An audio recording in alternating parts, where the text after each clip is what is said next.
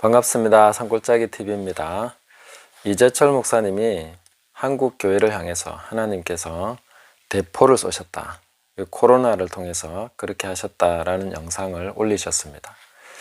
그 부분에 대해서 제가 들으면서 전반부는 제가 참 이해가 됐습니다. 하나님이 코로나를 통해서 분명히 한국 교회에 메시지를 주시는 것이 맞다. 그게 아니라면 이상한 거죠. 그런데 결론 부분은 참 황당한 얘기를 하시는구나 이런 생각이 들었습니다.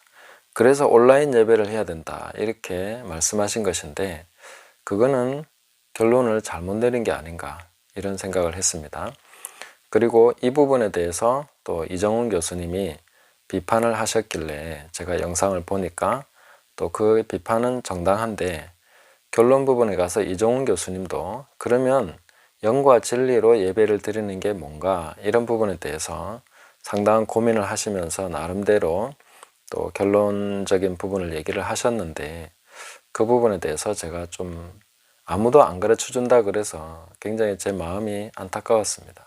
영과 진리로 예배 드리는 것이 무엇인가 하는 것을 아무도 안 가르쳐 주신다니까 제가 좀 깨달은 대로 나누면서 나름대로 제가 깨달은 것을 가르쳐 드려야 되겠다 하는 생각이 들어서 이 영상을 찍게 됩니다. 먼저 이재철 목사님의 말씀이 왜 황당한가? 그것은 개혁을 한다면은 온라인 예배가 개혁이 아니라 정말 본질로 돌아가는 것이 개혁이 돼야 되는데 정동수 목사님도 똑같은 주장을 하셨는데 교회가 방송국이 돼야 된다 이렇게 이제 결론을 내리셨는데 그것은 적응하는 것이지 개혁이 아닙니다. 개혁은 힘들더라도 이런 것을 계기로 해서 본질로 돌아가서 제대로 된 그런 개혁을 해야 되는 것이지 적응을 하고 그렇게 하는 것은 인간의 편리에 맞추는 것밖에 안 되는 것이죠. 저는 이재철 교수님에 대해서 하나 더 참 아쉬운 마음이 드는 것이 은퇴하실 때 하신 설교가 있습니다. 거기서도 저는 참 황당하다 하고 느꼈는데 그 내용이 뭐냐면은 싼 땅이 있으면 어디든지 가겠다 이렇게 이제 결론을 내리시더라고요. 어디든지 나는 간다 이제. 그런데 거기에 당연히 저는 하나님이 인도하시면 어디로든지 가겠다 이렇게 나와야 되는데 초막이나 궁궐이나 내 주 예수 모신 곳이 그 어디나 하나님 나라 이렇게 우리는 찬양하는데 그분은 반드시 초막으로만 가야 예수님을 모실 수 있다 이렇게 생각하시는 것 같습니다. 궁궐도 상관이 없어야 되는데 초막이나 궁궐이나 그렇게 돼야 되는데 이분은 초막에만 가야 된다고 생각하시는구나. 그거 보면서 좀 황당하다고 느꼈습니다. 그리고 그렇게 반쪽만 가르치면 사실 하나님 나라에서는 큰 자가 되지 못합니다. 지극히 작은 것 하나라도 버리고 또 그렇게 가르치면 하나님 나라에서는 지극히 작은 자가 되는 것이죠. 사람들에게는 인정받고 사람들에게는 와 목사님 참 검소하시다 이렇게 인정받을 수 있을지 모르지만 하나님께서 원하시는 것이 무엇인가 거기에 중심을 맞추는 것이 하나님 나라의 더 큰 자가 되는 길이겠죠.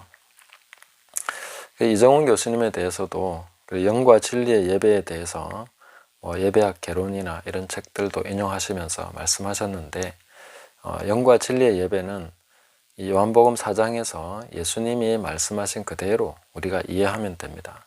이 본문에서 예수님이 뭐라고 하셨습니까? 하나님은 영이시니 예배하는 자가 영과 진리로 예배할지니라. 그러면 이 본문 이 짤막한 한 줄에서 예배에 대한 굉장히 중요한 것을 다 말씀하셨습니다. 예배에서 가장 중요한 것은 하나님은 영이시다. 그리고 영과 진리로 예배해야 된다 이렇게 말씀하셨는데 하나님이 영이시라는 것과 또 나 자신이 영이라는 것을 인식해야만 합니다. 이것이 가장 먼저 돼야 되는 것입니다. 그러니까 내가 영인 줄 모르면 하나님을 어떻게 예배할 거냐 하는 거죠. 영과 진리로 예배해야 되는데 그냥 성령이 계시면 영과 진리가 아닙니다. 우리의 영입니다. 예배하는 자가 영과 진리입니다. 그러니까 예배하는 자의 영으로 하나님을 예배해야 된다. 그러면 이것은 반드시 거듭났다는 전제가 있어야 되는 것이고 거듭난 자만이 영과 진리로 예배할 수 있는 것이죠. 그래서 예수님이 말씀하신 이 부분에서 우리는 모든 형식이 다 파괴된 것을 알 수 있습니다. 형식 안에 예배를 담을 수 있다고 말씀하신 것이 아니라는 것이죠. 물론 그렇다고 해서 형식이 아무 필요가 없다는 것은 아니죠. 우리는 또 육체를 가지고 있기 때문에 일정한 형식을 따라서 예배를 드리는 이런 것도 필요합니다. 그러나 예수님이 여기서 말씀하신 것은 우리가 시간을 정하고 드리는 예배를 말씀하신 것은 아니다라고 보입니다. 왜 그러냐면 영과 진리로 예배하는 것은 어떤 한 시간에만 돼야 될 일이 아닌 것이죠. 우리가 영과 진리는 모든 삶, 우리가 생명이 붙어있는 이 땅에 살아가는 모든 시간, 그리고 영원히 하나님과 함께 거하는 모든 시간 동안에 우리가 영과 진리로 하나님을 예배해야 되는 것이죠. 그래서 우리 모든 삶이 다 포함된 예배를 말씀하고 계신다 하는 것입니다.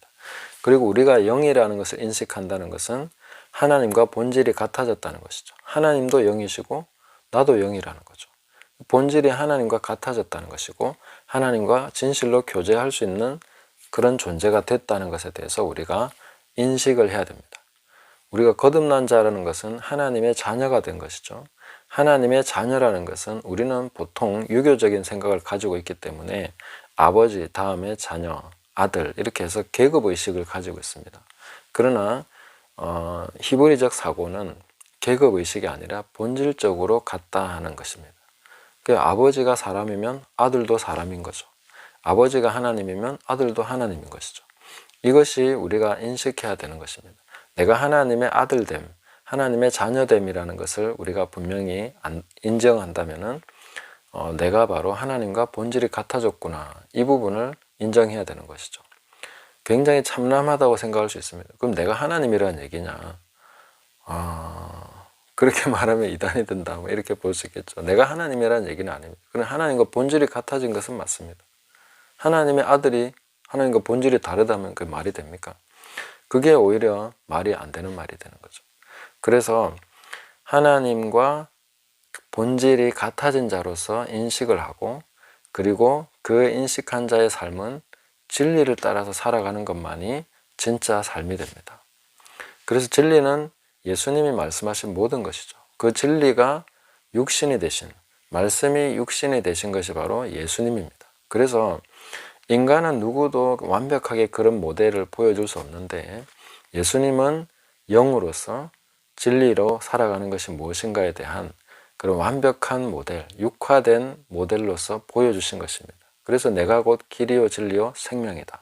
예수님이 진리시니까 예수님 안에 거하면서 예수님을 바라보면서 예수님이 가르치신 모든 것을 행하면서 그 하나님과 영으로 교제하면서 살아가는 모든 삶이 바로 영과 진리로 예배하는 것이다, 이렇게 이해하면 되는 것입니다. 로마서 12장 1절에서도 너희 몸을 하나님이 기뻐하시는 거룩한 산 제사로 드리라.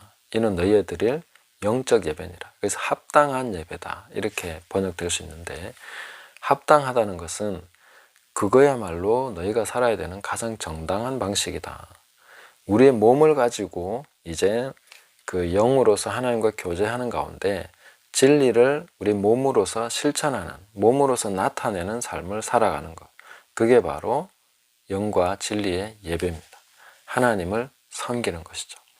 그래서 그리심산이냐 아니면 예루살렘이냐, 성전 안에서 해야 되냐, 이런 문제가 아니라 이제는 그것이 완전히 깨졌는데 하나님이 영이시다 하는 것을 너희가 인식해라. 그리고 너도 영이라는 것을 인식해라. 그리고 진리 가운데서 살아야 된다 하는 것을 말씀하신 것입니다. 그게 바로 영과 진리로 하나님을 예배하는 것입니다. 그러면 예배당 안에서 모여서 드리는 예배는 예배가 아닙니까? 그것도 예배죠. 그 예배로서 우리가 함께 드리는 것이지만 그 형식, 틀 안에 어떤 예배라는 것을 딱 규정해서 했을 때에 과연 그게 정말 다 영과 진리의 예배가 되는 것입니까? 그 예배는 사실은 틀이라는 것이 없습니다. 그래서 성경 안에 보면 예배의 형식이라는 것이 나와 있지 않습니다. 예수님은 한 번도 예배 형식을 가르쳐 주신 적이 없습니다. 그래서 예배 형식이 있는 것이 아니라 예배 모범이라고 그러죠. 이런 순서를 따라서 이런 절차로 예배를 드리십시오 하는 모범이 있을 뿐이지 아주 규정화된 그런 그 틀이 있는 것은 절대로 아닙니다. 그래서 어떤 형식으로 예배를 드려도 된다는 것이죠. 다른 말로 하면 예배는 형식이 없다는 것도 됩니다. 교회 안에서 드리는 예배, 이것은 우리가 평소에 하나님을 예배하는 삶을 살아가도록 돕는 하나의 과정일 뿐입니다. 그 의미가 거기에 있는 것이죠. 그것이 예배의 전부라고 생각하면 안 되는 것이죠. 예배는 우리 모든 삶이 되어야 되는 것이고, 그런 삶에서 예배드리는 사람들이 모여서 또 하나님을 함께 찬양하고 함께 같은 마음으로 높여드리고 하는 어떤 교제의 장, 그래서 한 마음으로 하나님께 나아가는 그런 것을 확인하는 시간, 이런 시간으로서 공예배가 사용된다면 좋은 것이죠. 그러나 공예배 하나로 모든 예배를 대신해버리는 이것만이 유일한 예배가 된다면 그거야말로 예배가 아주 잘못 정의된 것이고 예배에 대한 큰 오해가 생긴 것이죠. 그것도 개혁돼야 될 것입니다. 그래서 코로나 사태 때문에 이 예배에 있어서 굉장히 본질적인 고민을 하게 된 것은 매우 중요한 것입니다. 그리고 아주 좋은 일이라고 생각합니다. 그러나 이 방향이 정말 말씀대로 제대로 개혁이 돼가는 것이 필요하다고 봅니다. 그 개혁의 방향은 교회가 방송국이 되는 것도 아니고 온라인 예배를 대안으로 선택하는 것도 아니고 진정한 영과 진리의 예배로 돌아가는 것이고 성도의 가정, 한 가정, 가정이 전부 다 교회가 되는 것입니다. 이제는 건물을 벗어난 교회, 건물이 우상이 되어서는 안 되는 것이 분명하죠. 그러면 건물이 우상이 아니라는 것에서만 그쳐야 되겠습니까? 본질적으로 교회는 건물이 없었습니다. 원래 없었습니다. 그래서 각 가정이 교회가 되는 여기로 지금 나가줘야 되는 것입니다. 그리고 공예배는 그런 가정과 삶이 하나님을 예배하면서 살아가는 모든 과정 속에서 이제 한 번씩 모여서 우리와 같은 동지들이 많이 있군요. 그리고 같은 마음으로 하나님을 예배하는 사람들이 이렇게 모여서 또 하나님을 예배하는 그런 의미로서 가져야 되는 것이죠. 그렇게 개혁해 나가는 것이 올바른 방향이다, 이렇게 말씀드리겠습니다. 마지막으로 이 본문에서 우리가 한 가지 더 짚어야 되는 부분이 있습니다. 그건 뭐냐면은 요한복음 4장 이 본문은 사마리아 여인에게 주신 말씀입니다. 종교 전문가에게 주신 것이 아니죠. 그 당시에 율법사나 바리새인이나 대제사장에게 주신 것이 아닙니다. 사마리아 여자에게 주신 말씀인 것이죠. 그래서 지금 개혁의 주체가 누구냐? 지극히 평범한 한 사람, 예배에 갈급함이 있는 그 사람이 예수님을 만나고 예수님을 영접하고 거듭난 사람이면 하나님과 본질이 같아져서 교제할 수 있는 사람이 된 거죠. 영으로 만날 수 있는 사람이 된 거죠. 그것을 인식하고 이제 그것을 기초로 해서 우리의 몸을 하나님께 드림으로써 진리의 삶을 살아가는 것, 진리가 육화되는 삶을 살아가는 것, 그 모델 되신 예수님을 바라보면서 쫓아가는 것, 그 예수님이 말씀하신 가르침을 보면서 계속해서 실천하면서 그렇게 살아가는 모든 삶이 바로 진리의 예배가 되는 것입니다. 그런 것을 분명하게 깨닫고 우리가 이 사마리아 여인처럼 갈급한 마음을 가지고 예수님을 찾고 예수님을 바라보고 또 그분의 가르침대로 우리가 이렇게 살아간다면 그것이 바로 가장 올바른 개혁의 방향이다, 이렇게 보시면 되겠습니다. 감사합니다.